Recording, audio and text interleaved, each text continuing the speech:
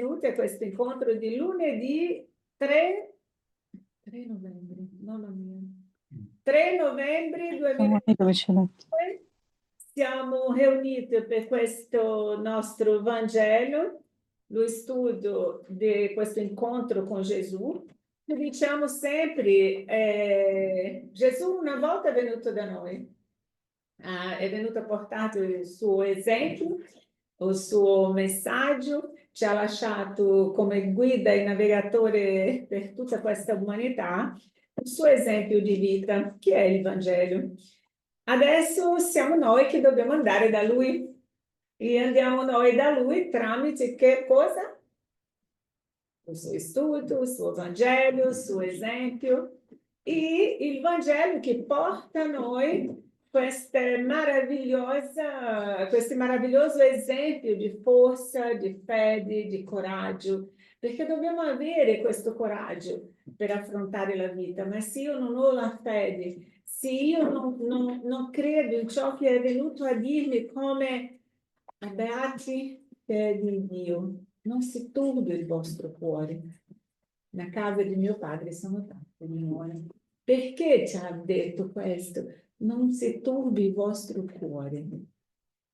Che messaggio d'amore più grande, più importante può avere in questo messaggio?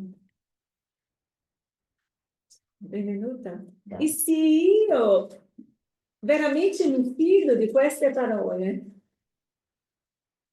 perché devo lasciarmi trascinare della disperanza, dei sentimenti che vengono tante volte per toglierci la serenità e noi sappiamo di questo, che noi siamo circondati da un mondo dove ci sono spiriti felici e spiriti che non sono tanto felici, e spiriti che sono andati da questa vita in un stato di tristezza, in un stato di debolezza, che non hanno avuto il coraggio e la fede che noi stiamo cercando di avere oggi.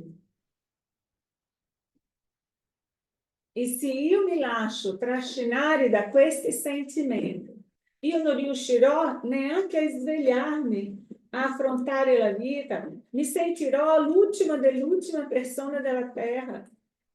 È normale avere momenti così? Sì, ma momenti così. Così come la felicità. La felicità non è una cosa che passiamo tutti i giorni ridendo, a saltare dicendo che va tutto bene. No, la felicità sono momenti di felicità e il resto sono momenti di serenità dove oscilliamo tra la felicità, momenti di tristezza, momenti di solitudine, ma tutto questo dobbiamo ricordarsi. La ultima cena, quando Gesù ha detto, abbiate fede in me, non vi turbi il vostro cuore. Ci ha lasciato questo preparandoci giustamente per tutto ciò che dovevano affrontare dopo. La solitudine, la tristezza, la persecuzione, le difficoltà della vita. È per questo che siamo qui a studiare questo Vangelo, per ricordarsi di questo e trovare la forza non nell'altro. L'altro deve essere un sostegno, l'altro deve essere sì una maniera di aiutarci. Quando noi da solo non riusciamo a trovare questa forza. Ma ciò che dobbiamo imparare a fare è trovare la forza in noi per camminare, anche se non ce l'ho qualcuno a mio fianco. Perché questo momento di prova, questo momento è per dire, io ci sono, anche se non mi vedete, ma dovete trovare la forza in voi stessi, noi siamo tutti insieme, per trovare la forza individuale che ha ognuno di noi. Perché se io esco da casa gridando soccorso e non trovo nessuno, io non posso pensare che il soccorso non arriverà. o soccorso arriverà? Sì, perché prima che io sia sottomessa a una situazione di difficoltà, la spiritualità già era prima, e prima già ha preparato tutto. Già mi ha dato tutto ciò che avrei bisogno per affrontare quella situazione. E questo ho imparato leggendo tutti i libri di Chico, di Divaldo, i messaggi di Joana, come si dice, di Emmanuel. E la spiritualità dice, prima che arrivi la tempesta a battere su di voi, noi già abbiamo mandato tutti i soccorsi necessari, perché quando questa tempesta arriva, passa il minimo danno possibile. Ma noi, non immaginando questo, non ricordandosi di che Gesù ha detto, non turbate il vostro cuore. Dimentichiamo questo. Perché? Perché non abbiamo fatto del Vangelo ancora un modo di vita.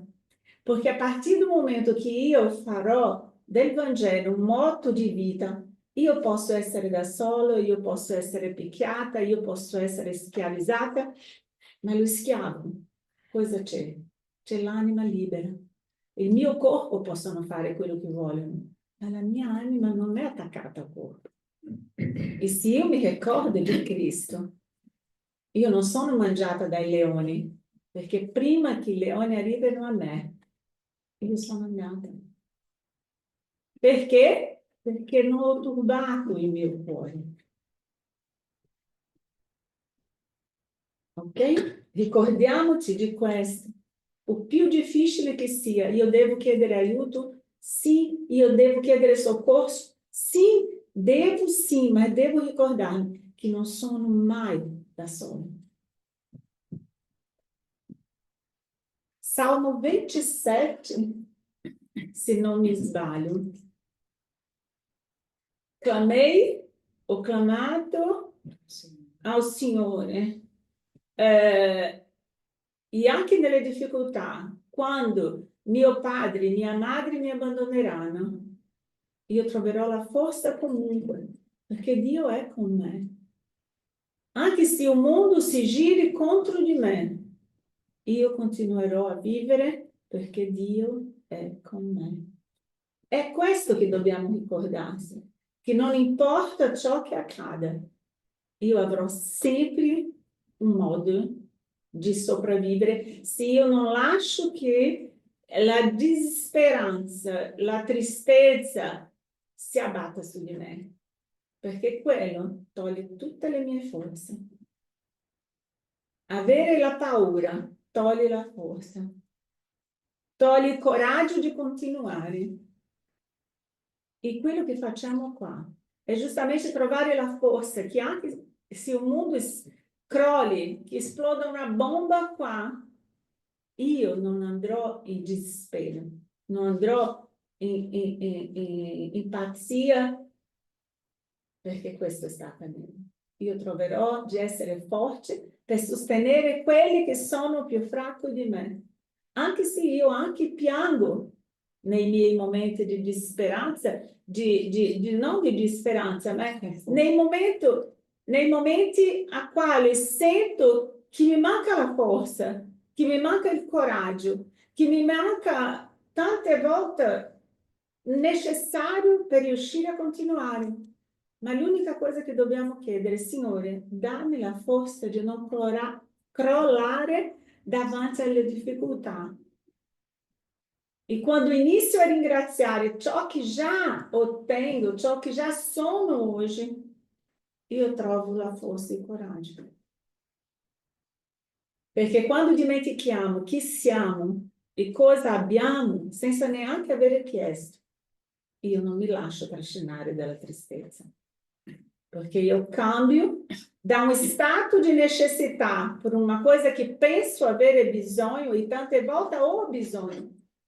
Ma se non mi manca il necessario per vivere, io devo avere il coraggio di cambiare il mio atteggiamento. Ma non per l'altro? Per la mia propria sopravvivenza. Perché devo sopravvivere io, indipendentemente degli altri. Ok? Posso dire una cosa che mi è successa in base a quello che hai detto te adesso? Fra 2 mesi fa, una sera dovevo andare a casa, ero a Biella e nel piazzale del Globo. Comunque dovevo solo girare a destra, prendevo Viale Roma e venivo a casa. Non so, per salv'altro, a un certo punto mi trovo in un posto, non so dove ero, mezzanotte era. C'erano solo alberi, una strada sterrata, non so dove ero, come in mezzo a un bosco. Poi ho fatto delle strade, delle rotonde, sono andato avanti così, ma non avevo paura. Dicevo, boh, adesso qui non so dove sono e non posso neanche chiamare qualcuno perché dove dico.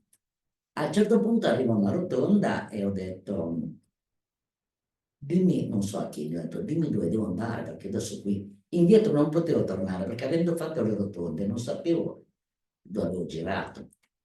È come se qualcuno mi avesse detto, DL è di là. Sono andata, di nuovo non capivo, vedevo un muro, poi mi trovo sul ponte di Chiavazza. Da lì torno indietro. Non ho mai avuto paura, che era notte, era buio, ero in mezzo al nulla, però come se qualcuno mi ha guidata e mi ha riportato a casa. Proprio così. Grazie. E la spiritualità quando arriva, che ti manda dei messaggi, già da mattino presto, già da madrugada, già in mezzo alla notte, dalle 3 di mattina, quando ci svegliamo, quando perdiamo il sonno, per qualche motivo ci svegliamo del nulla, se ci mettiamo lì a pregare, loro ti indicano e ti dicono esattamente come sarà la nostra giornata, come sarà la mia. E leggendo il messaggio che ha messo Paolo nel gruppo, si vede che da quel messaggio, come può Dio non avere questo amore gigantesco per noi se ogni momento tutto il male che vediamo come quel testo che hai messo tu, ogni male che quel signore, ogni difficoltà che quel signore trovava era un modo di liberarlo da un male più grande. Era Dio tutto il tempo cercando di aiutarlo e lui non vedeva che quello era un bene. Lui vedeva che era uno sfigato, che era uno che dove bussava, gli chiudevano la porta, non gli davano l'assistenza, non gli davano quello che aveva necessità. Ascoltate il testo che ha messo Paolo, perché è proprio così la vita. Quando noi pensiamo che Dio ci sta chiudendo le porte, che sta facendo cose che dico, ma perché? Era quello che volevo. Io pensavo che fosse facile trovare l'ausilio, trovare qualcuno che mi desse la mano, ma tutti che serrano la porta, che chiudono la porta, che non mi aiutano. Ma come posso pensare che è un bene? Se noi fossimo capaci di guardare indietro,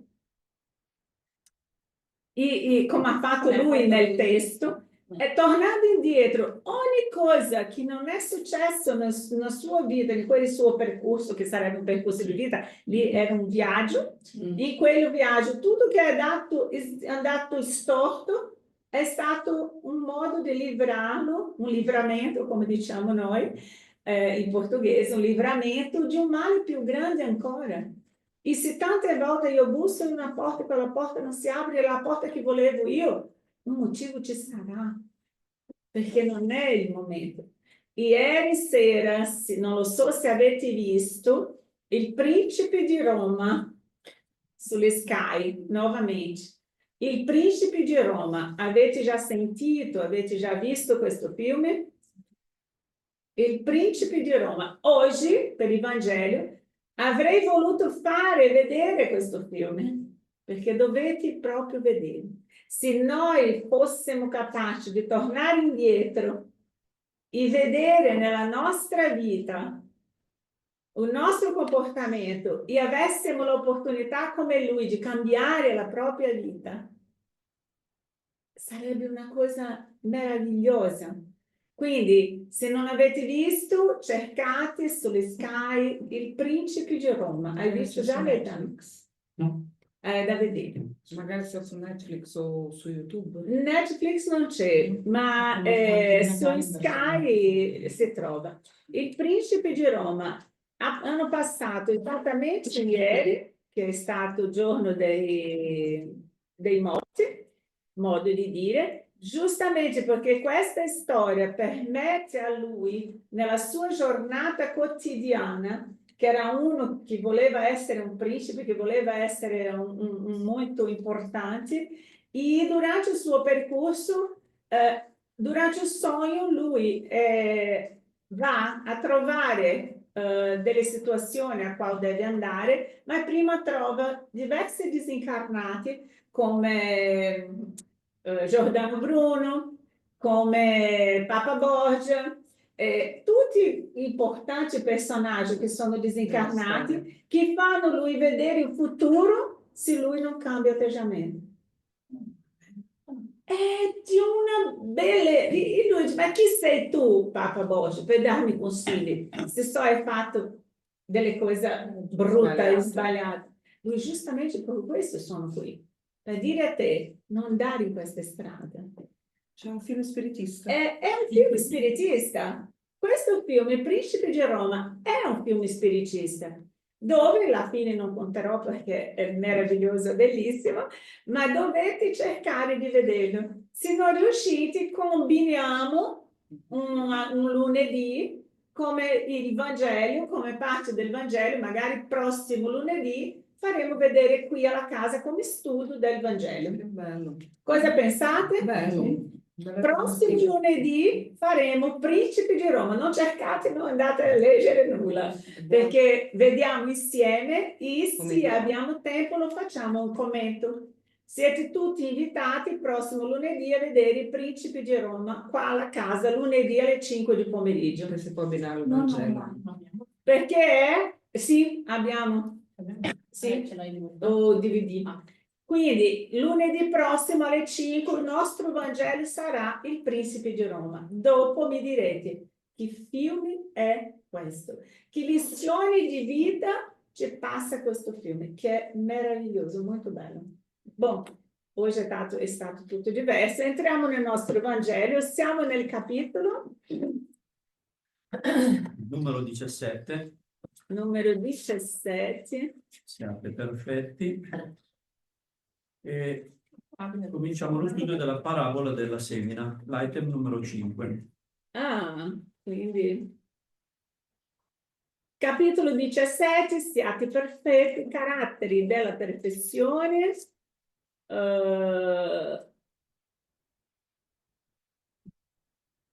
Scusami. Siamo nella parabola della semina. Abbiamo visto carattere della perfezione, l'uomo da bene, i buoni spiritisti, e adesso parabola della semina. Ok, aumento, metto il grande possibile. Riuscite a leggere da casa? È abbastanza grande? È abbastanza visibile? Signor Gesù, Padre amato, spiriti benevoli, angeli guardiani, che ci intuiscono, che ci seguono, che ci proteggono, che ci amano, che ama ognuno di noi come siamo, che ci aiuta sempre a cambiare atteggiamento quando siamo nelle strade sbagliate.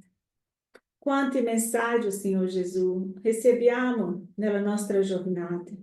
Quanti messaggi riceviamo, Signor Gesù, durante il nostro sonno, durante il periodo della vigilia. Quanti messaggi, quante opportunità la spiritualità ci dona perché possiamo cambiare strada, perché possiamo tornare nella strada del bene, perché possiamo diventare uomini e donne da bene. Quelli bene, Signor Gesù, che fa l'anima cantare, che fa l'anima accogliere, che fa l'anima abbracciare il prossimo con l'amore che ci ha insegnato che vogliamo essere abbracciati. Che possiamo, Signor Gesù, seguire questa strada di luce, i tuoi consigli, che possiamo portare questo amore, Signore, immenso, che ci hai donato in questa settimana speciale, dove sappiamo che tutti i nostri amati disincarnati sono presenti nella nostra casa, nella nostra vita. Che possiamo comprendere, Signore, che tante volte la tristezza che sentiamo, il pianto che viene facile, tante volte, è perché non ci accorgiamo che loro sono vicino a noi, che ci abbracciano, che ci sostengono, che sono sempre vicini. In questo periodo loro hanno permesso di venire a fare parte della nostra vita, a vedere come ci stiamo comportando, a intuirci ancora di più, a vederci felici, a vederci cambiare strada. Loro sono sempre da lontano a seguirti, in questo periodo da più vicino. Che possiamo onorare la loro presenza nella nostra casa, con il fiore, con l'allegria, con la musica, che possiamo chiedere perdono a ognuno di loro per tutto ciò che non abbiamo fatto e abbiamo dovuto o potuto fare. Chiediamo perdono a loro, chiediamo a loro che accettino il nostro amore e che possiamo essere amati da loro quando erano con noi. Chiediamo, Signore, in questo momento, per tutti coloro che hanno fatto parte di questo gruppo Semi di Luce e che sono ancora semini, ma dall'altro lato della vita. Che tutti questi semini che un giorno qui sono stati possano essere luce sempre nella loro vita e anche con noi. Ringraziamo a ognuno dei nostri familiari, dei parenti, degli amici, a quali abbiamo conosciuto e che per un momento hanno fatto parte da nostra vita e hanno costruito ciò che siamo oggi, perché oggi noi siamo risultati di tutte le persone che hanno passato per la nostra vita, per il bene o non tanto bene, ma siamo tutti risultati da loro. Per questo non siamo sole e non possiamo essere egoisti in questo momento. Dobbiamo sì dividere le nostre allegrie con tutti coloro che ci amano. Grazie Gesù per questa casa, grazie per gli incarnati e disincarnati che sono presenti oggi e saranno ancora questa settimana. Grazie per tutto. Così sia.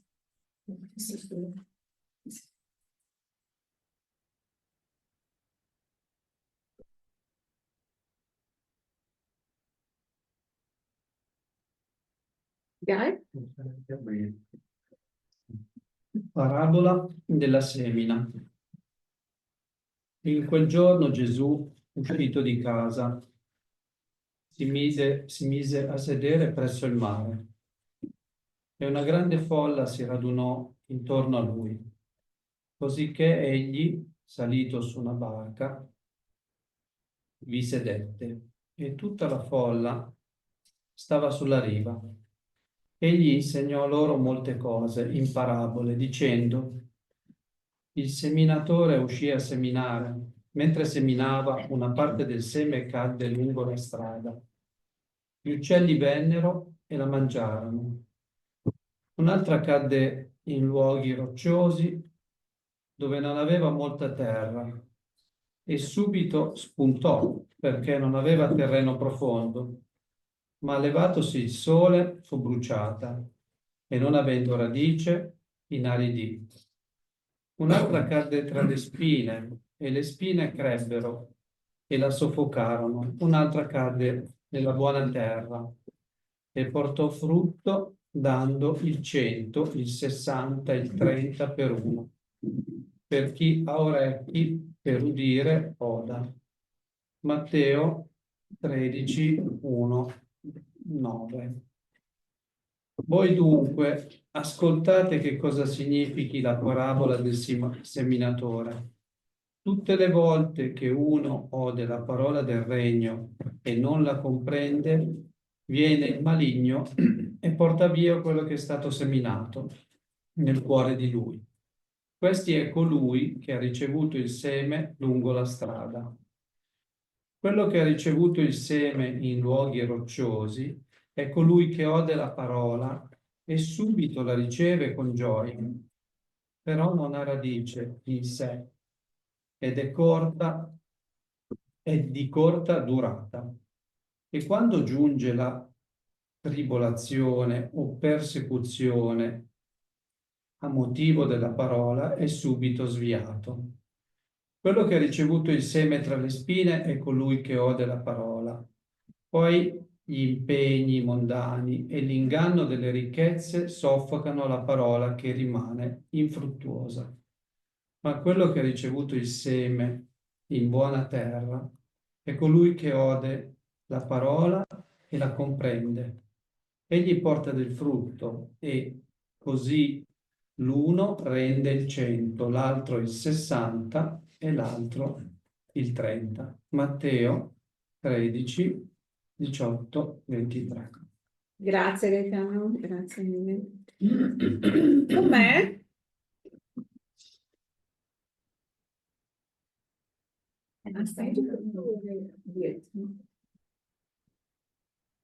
No, tranquillo. Grazie, così c'è più luce. Com'è ragazzi? Quel video che aveva fatto vedere Paolo quando ha fatto appunto la parabola della semina, di quel pacchetto, quindi il seme è proprio un dono che noi riceviamo tutti sempre, comunque, e che sta a noi farlo fruttare in qualche maniera, quindi è lì che sta il nostro compito, riconoscere che è un dono, in primis, e poi riuscire a farlo fruttare. Sì, infatti se lo colleghiamo perché l'hanno messo giusto dopo essere buoni spiritisti, che abbiamo visto la settimana scorsa, essere buoni spiritisti in fondo vuol dire essere buoni cristiani. Non c'è differenza, perché lo spiritismo è venuto per completare e togliere il velo, non certo per cambiare. E quindi essere buoni cristiani è mettere in pratica. Se vi ricordate, anche in Paolo e Stefano, quando narrano dei primi cristiani che si trovavano a casa di Pietro, la chiamavano la casa del cammino, perché essere buoni cristiani è mettersi in cammino per cambiare noi stessi. E nella parabola della semina, qua dice che chi fa fruttare, nel senso chi raccoglie il terreno fertile, è quello che mette a frutto. Ossia, il seme non è qualcosa che riceviamo e basta, è la possibilità di lavorare. Per quello che sottolineo ogni volta, perché secondo me è uno degli aspetti più interessanti, il seminatore dà a tutti il seme, a tutti i terreni, perché a tutti viene data la possibilità di fare. E se essere terreno fertile o quello con le spine è una scelta di quel momento lì. Nel senso, se io non sono un terreno fertile perché ci sono le erbacce e le spine, vado a togliere le erbacce e le spine. Se non sono fertile perché manca terreno, lo lavoro per renderlo fertile. Quindi, per quello che la possibilità di lavorare, perché in fondo il seme è la parola del Vangelo che riceviamo, ma cosa vuol dire farla fruttare? Metterla in pratica, operando la misericordia, operando gli insegnamenti di Gesù.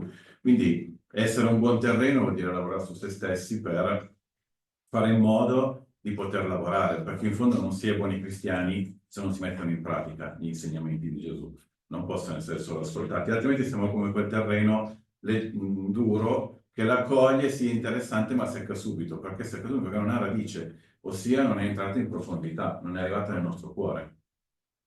Proprio così, non è entrato nel nostro cuore e quindi non riusciamo a trovare una uscita, una via di uscita, perché in realtà non abbiamo seminato in noi la capacità di cercare.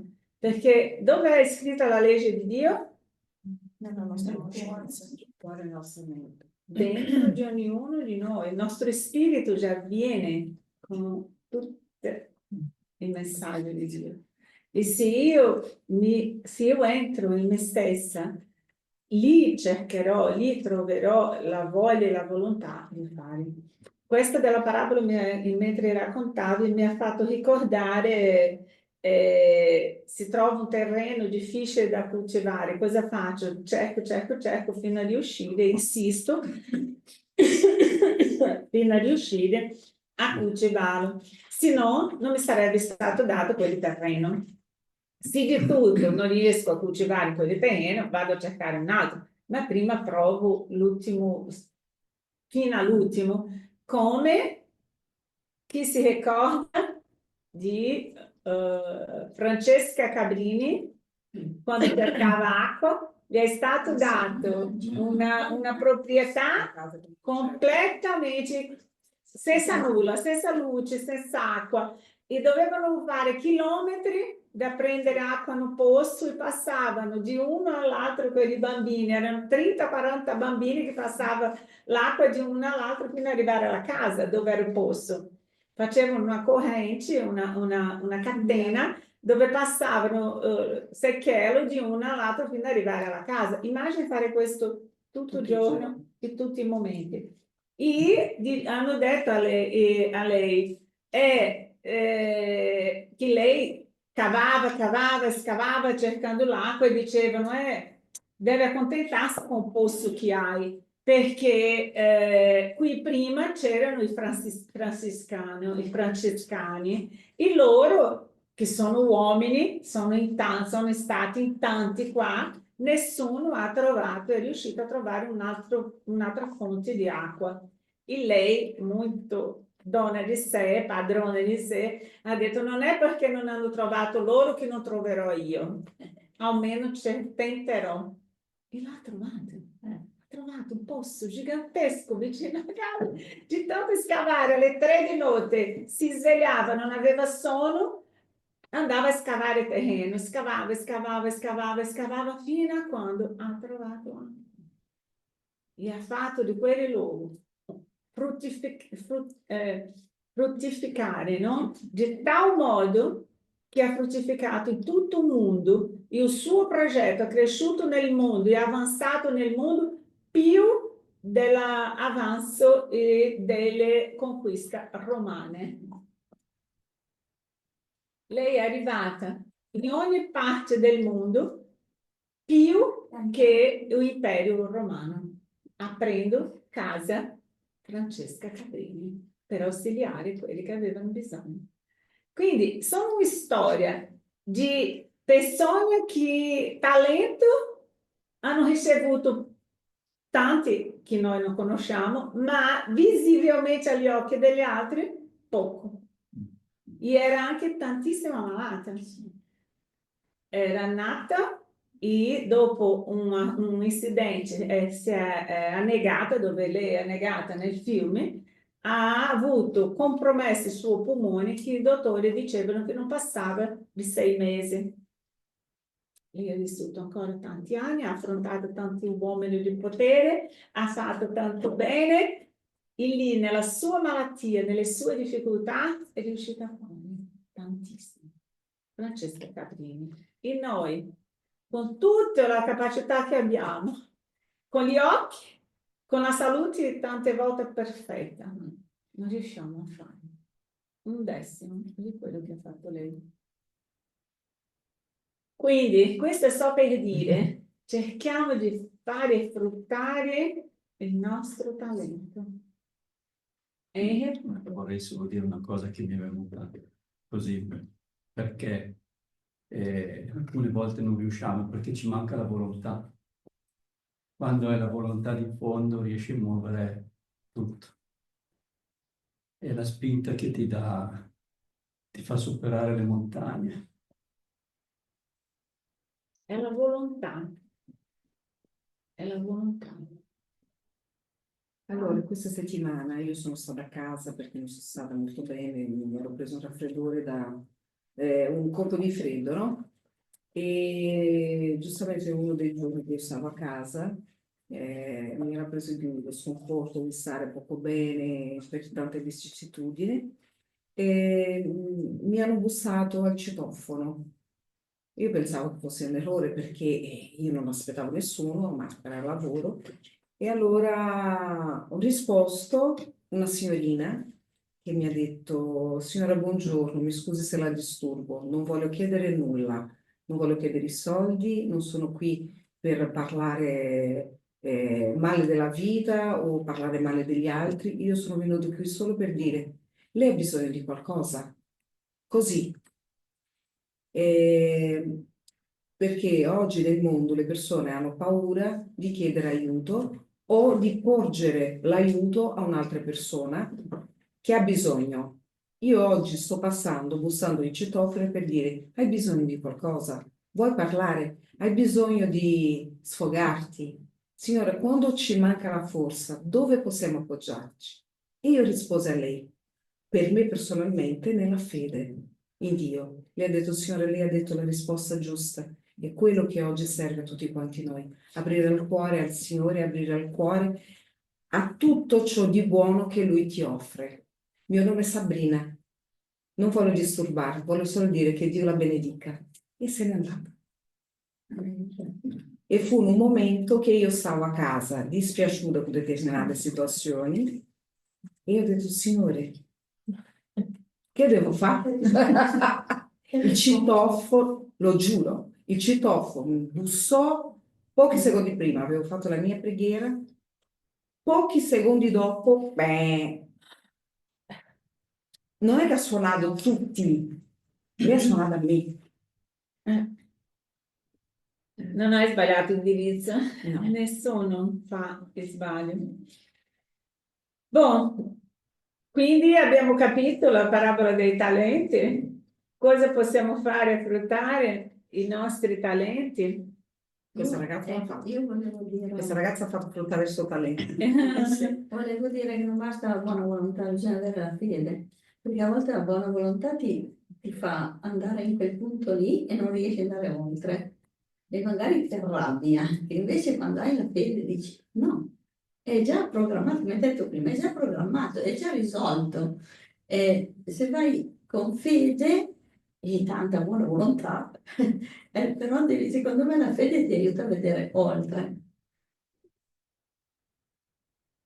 Sì, di certo modo sì, sì, io ho la fede che dico il Signore è il mio pastore, nulla mi manca, e veramente credo in questo, io faccio in modo che quello che ho mi basti. Beh, ma la fede ti fa vedere anche le cose con un aspetto positivo. Eh. Io sono d'accordo con quello che dice lei. Cioè, non è solo la volontà. Perché a volte essere pessimisti quando non si arriva a un obiettivo ti fa diminuire anche la volontà. Ma è la fede, essere positivo, vedere le cose che possono migliorare, comunque sicuramente ti aiuta anche la volontà. Quindi solo la volontà non basta. Credo che la fede è importante e essere positivi soprattutto. Cioè noi siamo sempre comunque, uso una parola portoghese, amparati sia in questa vita che nelle altre passate. Quindi non si può lasciare da parte la fede. Devo credere che c'è qualcosa molto più grande di me, però mi sento solo. E se mi sento solo, non ho la capacità di gestirmi, di fare le cose che devo fare.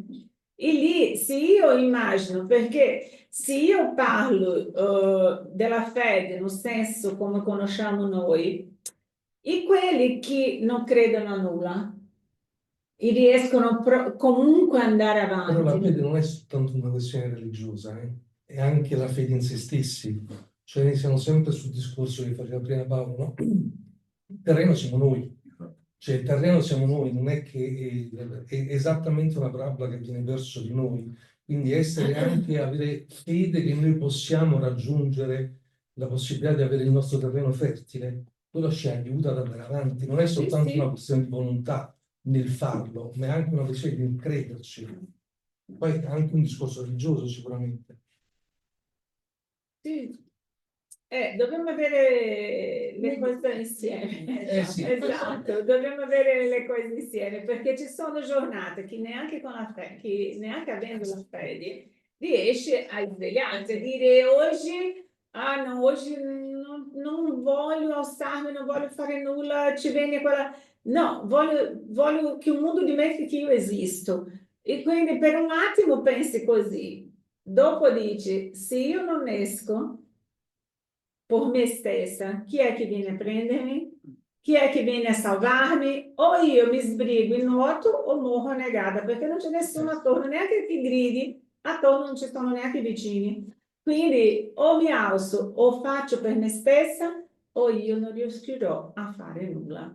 E lì dobbiamo fare per noi stessi, dobbiamo sforzare per una questione di sopravvivenza nostra con noi stessi, non è neanche aspettare che venga qualcuno a salvarti, è semplicemente dire io devo alzarmi.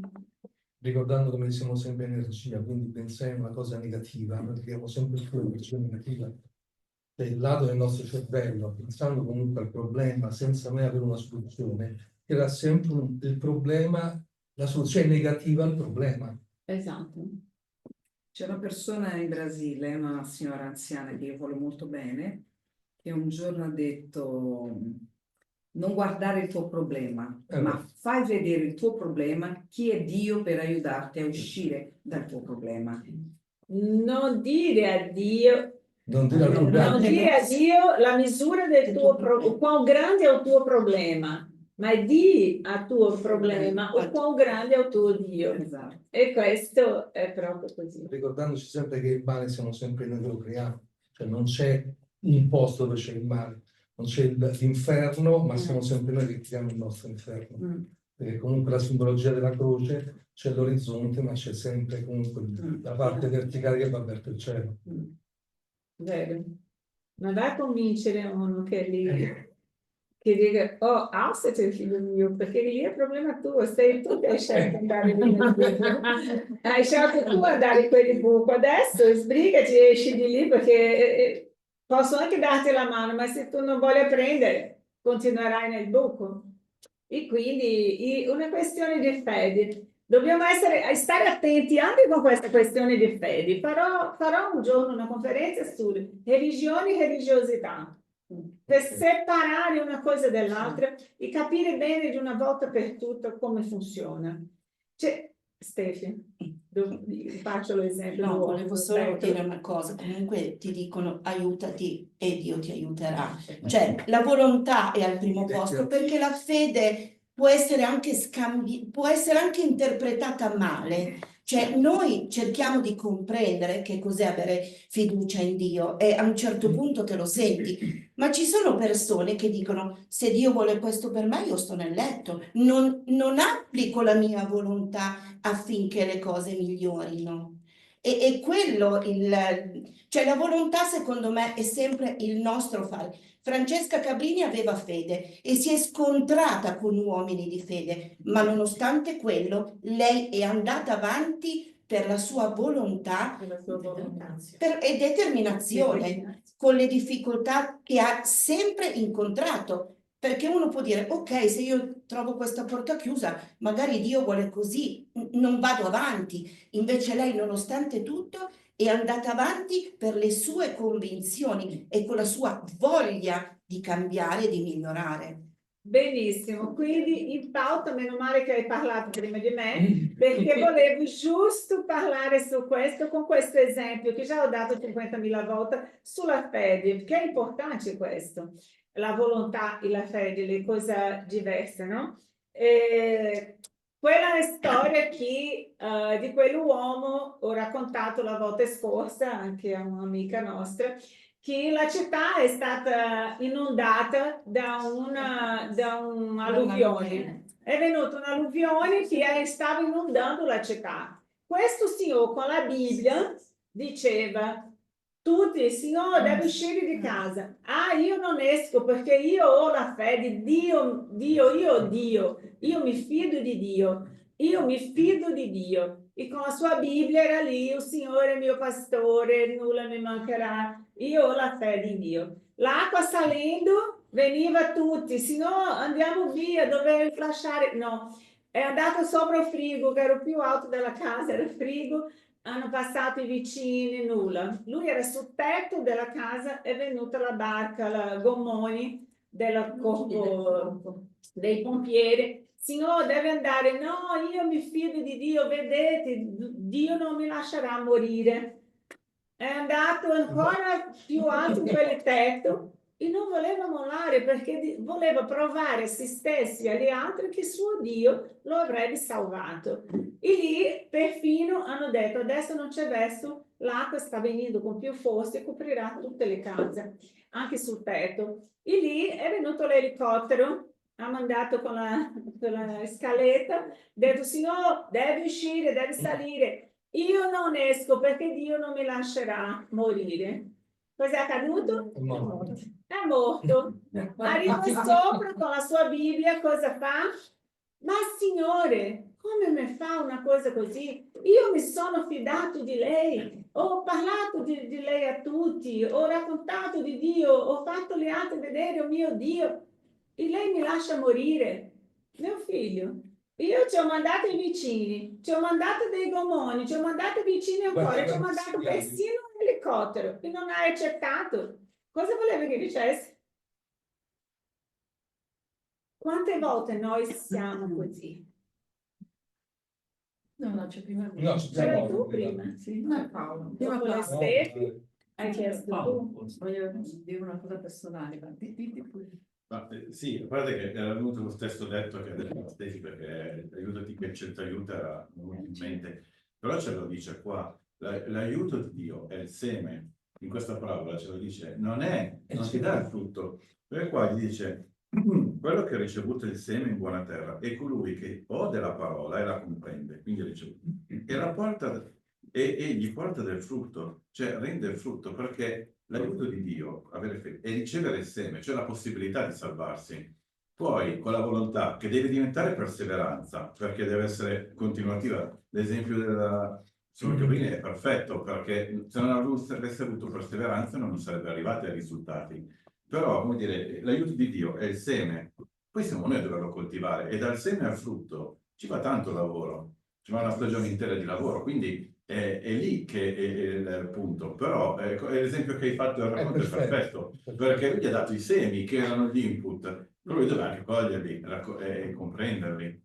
Diciamo che sono due cose che camminano su due binari paralleli, però a volte la fede diventa bigottismo e si muore annegati. Quindi non è che sei a letto e ti arriva lo stipendio a casa, sei dormito tutto il giorno. Già diventi bigotto, dici, Sì, non puoi stare lì a aspettare, devi anche affidarti. Devi anche affidarti. sono due cose che camminano sullo stesso. Devono camminare sui stessi binari. Vi ricordate il dottor Bezerra di Menezes, quando è andato a fare medicina in città, nella capitale, perché abitava all'interno, è andato a fare medicina e per difficoltà finanziaria alla fine non poteva più continuare a studiare. Ha chiesto, ha pregato, ha chiesto aiuto, come poteva fare, che voleva insegnare, voleva fare, mettere a frutto quello che sapeva, che era fare matematica, no? E lui era matematico anche. E lì hanno bussato a porta sua, dormito, al mattino presto hanno bussato alla porta un ragazzo dicendo, qui chi abita, sono io, perché io sto studiando ma ho difficoltà nella matematica. Io ho saputo che lei è un ottimo matematico, mi potrebbe dare lezioni di matematica? Sì, va benissimo. E questo ragazzo ha dato il suo nome e ha pagato un mese anticipatamente, che erano i soldi che aveva bisogno lui, ha pagato, ha dato questi soldi di lezioni per le lezioni di matematica. Il dottor Bezerra non voleva ricevere, nell'epoca non era ancora il dottor Bezerra, diceva no, io non posso ricevere, iniziamo le lezioni e dopo mi paghi. Lui no, lascia così, va bene così. Dopo quello ha dato soldi, è sparito, non si è più fatto vedere. E quindi fino a secoli, quando hai scritto il libro, il dottor Bezerra diceva, io non lo so neanche chi era, perché nell'università l'ho cercato, non esisteva quegli alunni, quegli studenti nell'università. Che buon spirito. Quindi per dire, qualche buon spirito si è materializzato, e ha materializzato anche soldi per dare a lui, no? E queste cose. Come è successo a me. E questa ragazza suona il campanello. Quindi queste cose succedono, queste cose accadono, no? E quindi dobbiamo noi avere semplicemente il discernimento per riuscire a capire quando dobbiamo agire noi e quando dobbiamo lasciare agire Dio. Perché tante volte insistiamo tanto in fare a modo nostro che dimentichiamo, ciao, benvenuta, e tante volte avanti, tante volte noi dimentichiamo che a un certo limite Dio dice siete stanchi di fare per conto vostro, adesso lascia che faccio io. Perché enquanto siete voi a cercare di fare le cose e non riuscite a fare, vuol dire che dobbiamo fermarsi e lasciare che sia Dio a fare la sua parte, no? E noi vogliamo perché vogliamo fare a modo nostro. Quindi è avere discernimento quando devo fare, quando devo raccogliermi, quando devo agire, quando devo... È come le stazioni. Come sono le stazioni? Questa cosa. La stessa cosa.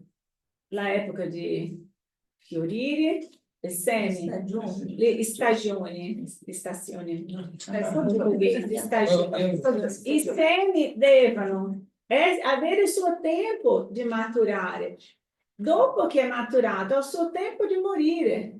E ognuno di noi abbiamo un tempo diverso. E là sopra sa il tempo di ognuno di noi. E se io rispetto questo tempo, se io capisco che c'è qualcuno, come all'inizio del Vangelo abbiamo detto, se io capisco che là sopra c'è qualcuno che sta come un saggio maestro a reggere questa orchestra, io smetto di soffrire, perché io accetto la provvidenza divina, che onnipresente, onnisciente, vuol dire che lui tutto vede, tutto sa, e lui sa di quello che sto passando io, lui sa delle mie difficoltà, lui sa delle mie debolezze, ma prima che io avessi ricevuto questo compito, che sarebbe difficile, come abbiamo visto no inizio, non turbate il vostro cuore, abbiate fede in Dio e abbiate fede in me. Perché nella casa di mio padre ci sono tante dimore. Ritorniamo all'inizio dello studio. Cosa vuol dire? Che io, prima che accada qualsiasi difficoltà con me, Dio già mi ha preparato prima. Mi ha dato tutti gli strumenti, mi ha dato tutto il conforto, mi ha mandato tutte le persone che avrei avuto necessità per il momento della tempesta, affrontare quella tempesta. E io non vedo questo, perché? Perché io vedo solo la tempesta, io non vedo che prima della tempesta lui mi ha dato delle ombrello, mi ha dato delle, come si dice? Impermeabili. Mi ha dato gli stivali, ma io esco nella pioggia a soffrire il freddo e a piangere il dolore della sofferenza del freddo perché io non mi sono preparata come dovrei.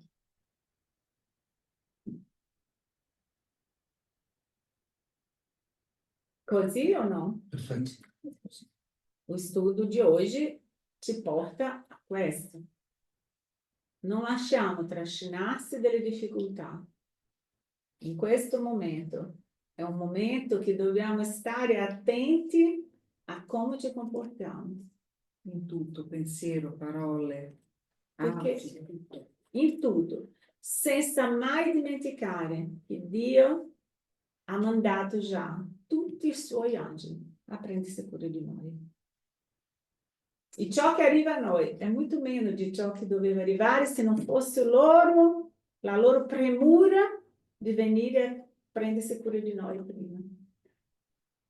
Se così non fosse, noi le sofferenze non riusciremo a attraversare, a vivere. Ok? Ricordiamoci di questo.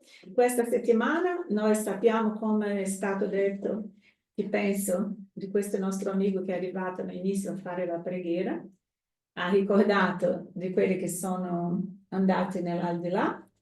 Questa settimana è una settimana di gioia per tanti, ma di dolore per tanti altri, per non capire esattamente questa necessità di questo tempo, di questo allontanamento temporaneo, perché in realtà loro sono sempre presenti, noi sappiamo di questo. Sono sempre presenti nella nostra vita, saranno sempre presenti. Ringraziamo a tutti loro ancora una volta per l'opportunità che ci hanno dato di vivere con noi un tempo necessario per farti imparare o per farti capire che l'amore esiste.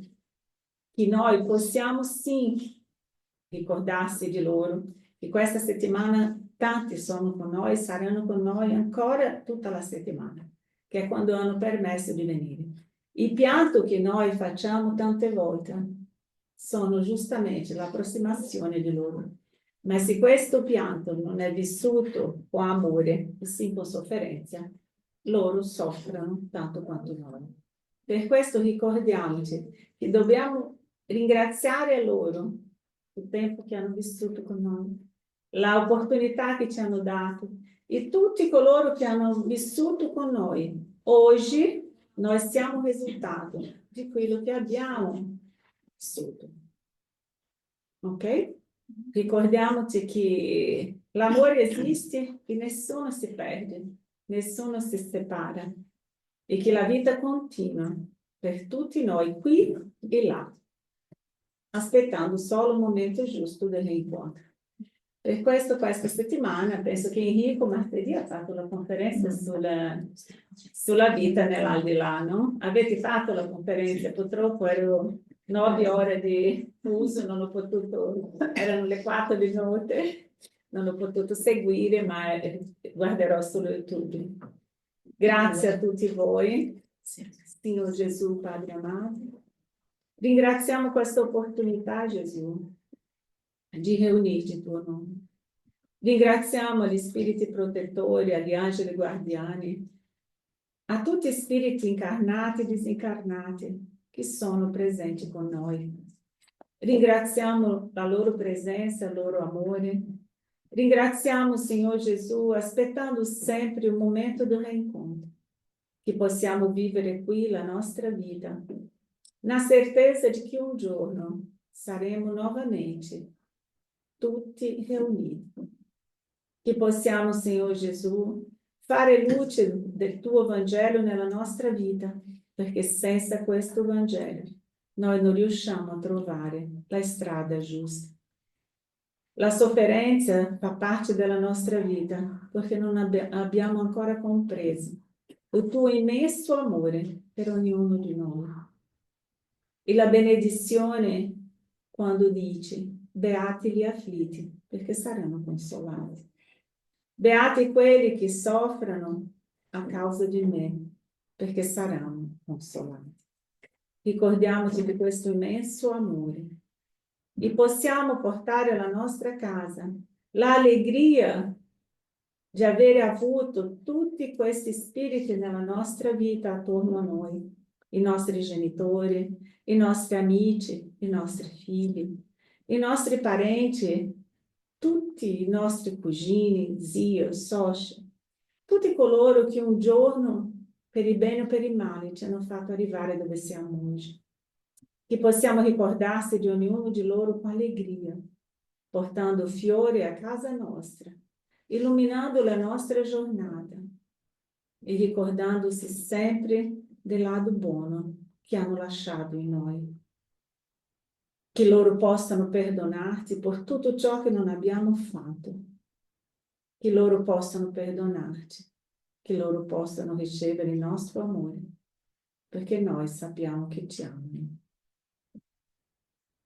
Grazie Gesù Cristo, così sia. Grazie.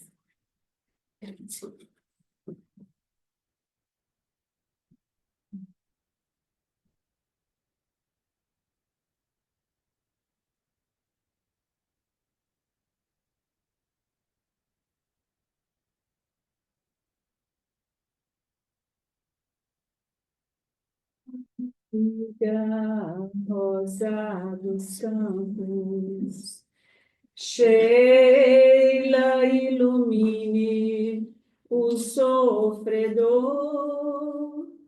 seque suas lágrimas doridas, ponhas em teu peito mais amor.